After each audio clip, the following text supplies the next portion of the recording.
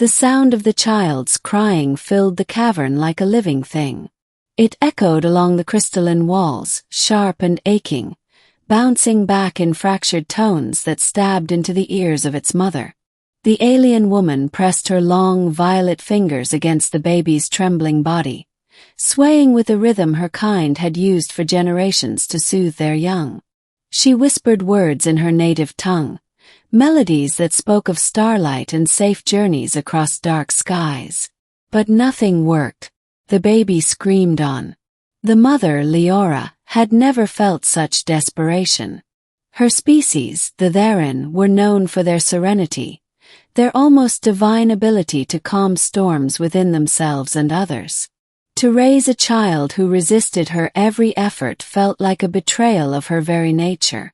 Yet the infant wailed, small hands clutching the air, eyes filled with sorrow it could not name. And so she wept with it, rocking in a cavern far from her homeworld, hiding from those who hunted her people. She had escaped with nothing but her life, her child, and the faint hope that she might find somewhere, anywhere, safe. It was then, as she cradled her baby against her chest, that she heard another sound. Not a cry, not an echo, but the deliberate crunch of boots against stone. Her head snapped up. Human. He stepped into the faint light of the cavern, his face marked by exhaustion, clothes torn, carrying nothing but a battered pack. He froze when he saw her, an alien mother with eyes like burning silver, holding her screaming child.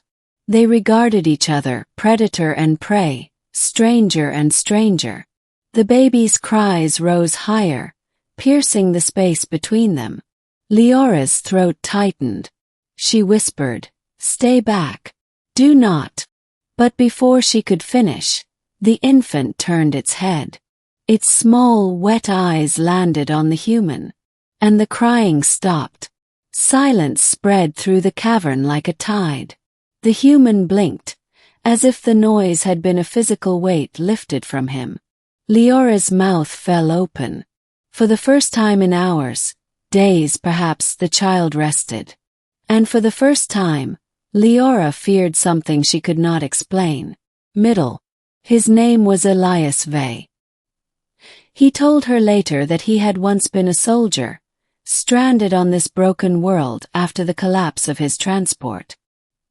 He had been searching for water, food, shelter, anything that could keep him alive. Instead, he had stumbled upon her. But what unsettled him most was not her alien appearance, nor the baby's sudden calm. It was the way the infant kept looking at him, as though he carried some unspoken truth in his eyes. Leora's first instinct had been suspicion. The Therin had lived through centuries of conflict with humans.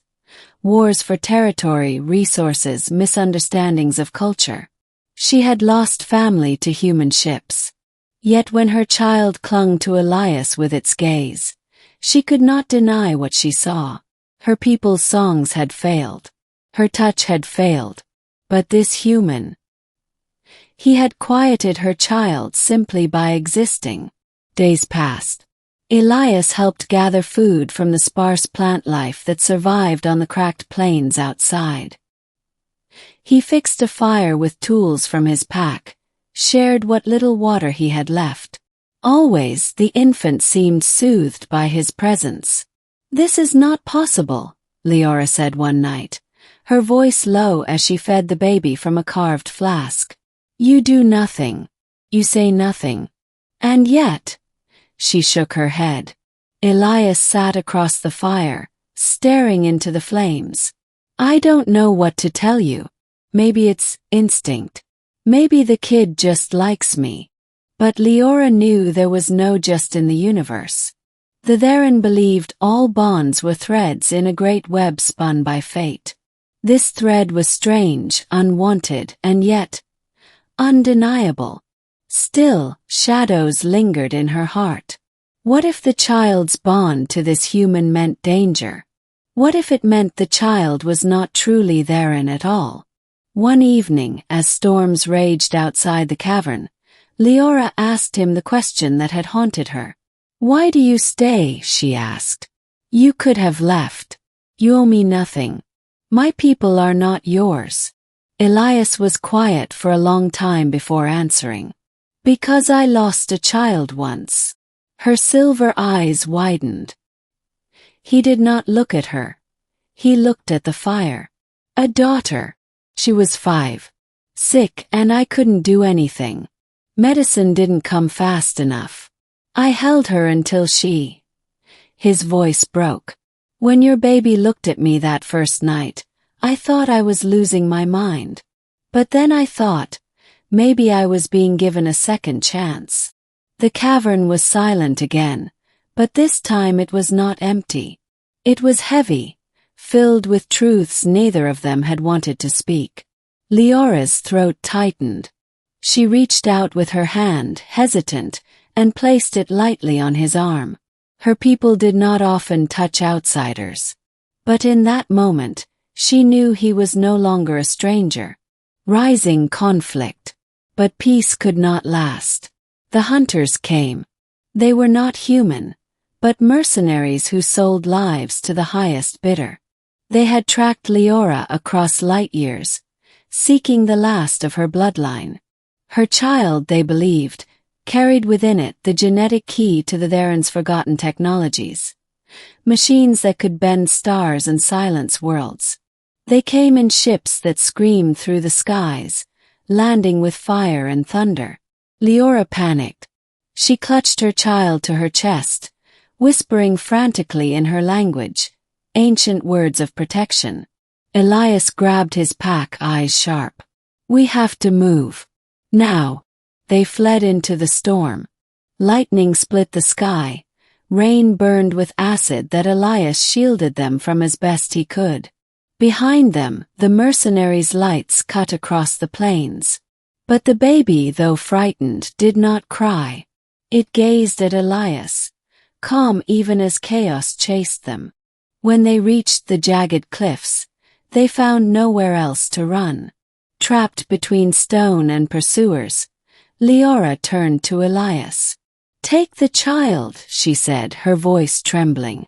Elias's eyes widened. "What? Well, I'm not leaving you. You do not understand," she pleaded. "If they take the child, they will tear apart worlds. You must protect it. You must protect him."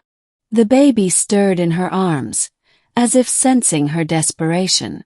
Its eyes locked again on Elias. And Elias understood.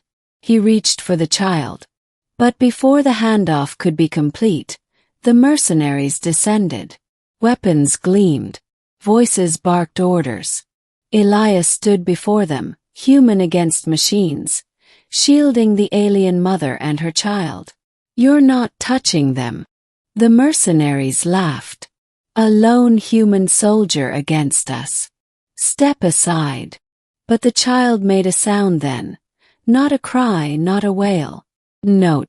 Pure, high, resonant. The mercenaries froze. Their weapons faltered. And then, one by one, their machines powered down, lights extinguishing as though swallowed by the child's voice. Leora gasped. Elias tightened his hold on the baby, realizing only then that the silence he had given the child was being returned in a different way. Not as calm but as power. The mercenaries fled, shouting of curses and omens. And the storm went quiet, ending. When the danger passed, they collapsed together in the shelter of a hollow cliff. The baby slept peacefully between them, one small hand gripping Elias's finger. Leora watched the human with an expression she could not name. "You were meant to come here," she said softly. "I do not believe in chance. My child does not believe in chance." Elias swallowed hard. "Maybe. Or maybe. I just didn't want to fail twice." She smiled then, faint but true. "You have not failed. You have given us more than you know."